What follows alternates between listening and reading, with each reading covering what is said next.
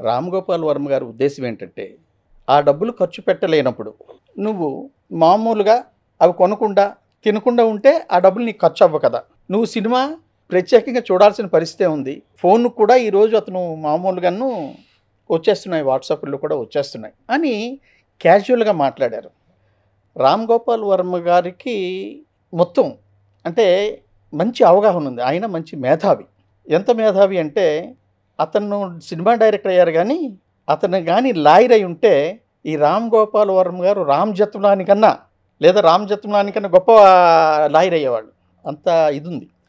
ఒక విషయాన్ని మీరు ఇది ఒక ఒకటి అన్నారనుకోండి.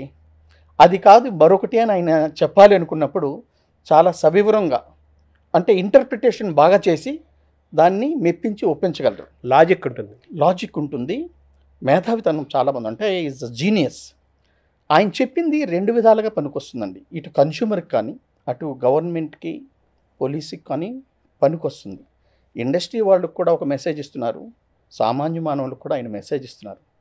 అది అర్థం చేసుకోవడంలో ఉంటుంది. ఇటు కన్స్యూమర్‌కి ఏం చెప్తున్నారు? అంత ఇబ్బంది ఎందుకు పడాలి అని ఒక ప్రక్క చెప్తూనే, అతనికి ఇచ్చే అవకాశం ఏమైనా ఉంటే ఇవ్వండి అని కూడాను చెప్తా ఉన్నారండి. మీరు అతను ఒక దగ్గర ఒక ఒక స్టేట్మెంటే కాకుండా 2, 3 స్టేట్మెంట్స్ చూస్తుంటే అది మనకు అర్థమవుతుంది.